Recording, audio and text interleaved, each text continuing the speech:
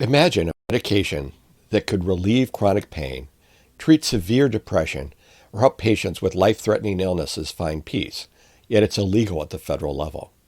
Today we're diving into the complex world of drug scheduling, medical cannabis, and psilocybin therapy, exploring how science, law, and ethics collide. In this video, we will examine what is DEA, Drug Enforcement Agency, drug scheduling, take a look at the science and impact of medical cannabis, and the promise and controversy of psilocybin therapy. And then finally, we'll take a look at some ethical dilemmas to spark a discussion. The Controlled Substances Act of 1970 unified previous federal drug laws, empowering federal agencies to regulate substances with potential for abuse.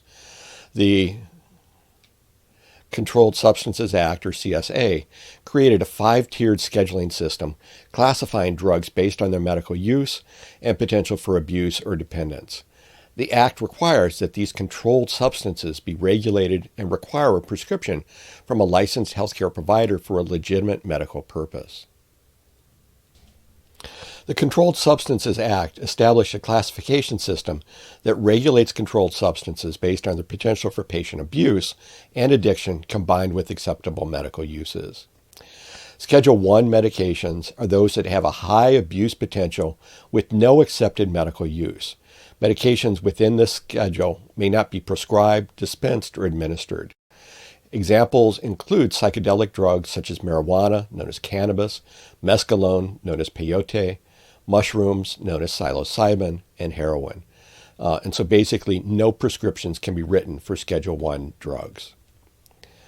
Schedule 2 medications have a high abuse potential with severe psychological or physical dependence. However, these medications have an acceptable medical use and may be prescribed, dispensed, or administered. Examples in this category in Schedule 2 include medications like morphine, oxycodone, and amphetamines. These medications require an original written or electronic prescription each time it's filled. In other words, there are no refills for Schedule 2 drugs. You have to go to a doctor and get a new prescription for each time you need to have a prescription filled. Schedule 3 medications have a moderate abuse potential, so basically less than Schedule 2 but more than Schedule 4, but they also have accepted medical uses. Examples include anabolic steroids and ketamine. These medications are available with prescriptions and/or refills for up to 6 months. Schedule 4 medications have a low potential for abuse and accepted medical use. The abuse potential is less than Schedule 3 but more than Schedule 5 medications.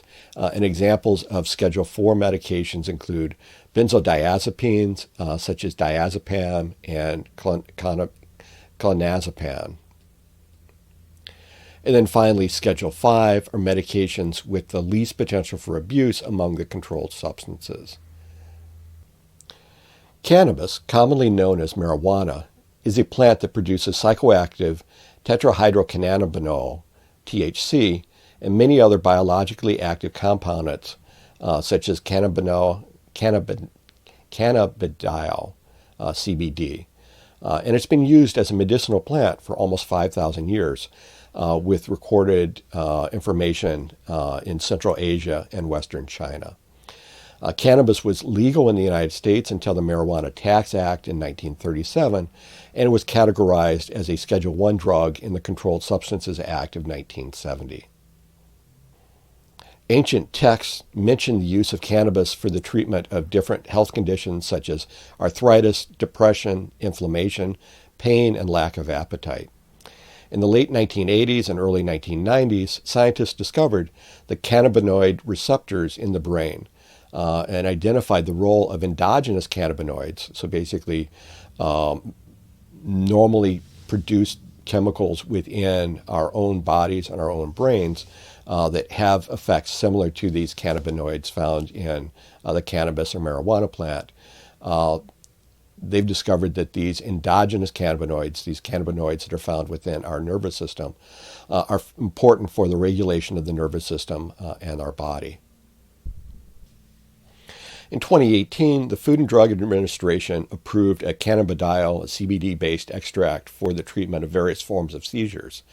The CBD doesn't produce the high associated with the THC, and the drug Epidiolex is considered a Schedule V medication, meaning that it is used, requires prescription, but it's federally legal. Starting with California in 1996, nearly 40 states have legalized medical cannabis for the treatment of medical conditions such as anxiety, chronic pain, post-traumatic stress disorder, and seizures. However, opponents of cannabis use highlight risks like dependence and cannabis use disorder as concerns as to why it is not or should not be widely used. Psilocybin is a psychoactive ingredient of psilocybin mushrooms. It has been used in religious rituals and as a medication in Mesoamerica for over 3,000 years. The purified psilocybin was researched as a psychotherapy aid in the 1960s, but this ended in 1970 when the Controlled Substances Act made possession and use of psilocybin mushrooms illegal. Currently, psilocybin is an example of a Schedule I drug with no medical use and a high potential for abuse. Research into potential medicinal uses of psychedelics restarted in around 2000 when researchers at Johns Hopkins University received approval to test it on healthy volunteers. Over the past 2 decades, scientists have determined safety guidelines and have shown that psilocybin can be effective in helping longtime smokers to quit, easing existential anxiety in people with life-threatening cancer, and relieving major depression. It may also be effective in the treatment of alcohol abuse. Based on these findings, the researchers from Johns Hopkins University recommend that if psilocybin clears phase 3 clinical trials, it should be reclassified as a Schedule IV drug. Remember, Schedule IV drugs are those that have a high potential for addiction or abuse, but a recognized medicinal medical use, and it can be filled with a prescription, but you need a new prescription each time you need the medication filled. And so this is a category that includes medications such as prescription sleep aids. While it remains federally illegal, possession of small amounts of psilocybin for personal or medicinal use is legalized in states such as Colorado and Oregon and decriminalized in various cities. Several other states have active legislation being considered that will allow for the therapeutic use of psilocybin. In August 2024, the Food and Drug Administration rejected the use of another psychedelic, MDMA, also known as ecstasy or Molly, in combination with therapy, citing the need for more research. So this gets us to our ethical dilemmas or our ethical questions for discussion based on this topic. Should patients have access to potentially beneficial therapies like cannabis and psilocybin, even if they're federally illegal? How should society balance the risks of abuse and addiction with the potential medical benefits of these substances? Who should decide which substances are classified as having no acceptable medical use? Should it be scientists, doctors, lawmakers, or members of the general public? What are the ethical implications of criminalizing substances that may offer relief to suffering patients? And then finally, how do we ensure equitable access to emerging therapies while protecting public health and safety? The intersection of science, law, and ethics in drug policy is complex and ever-evolving.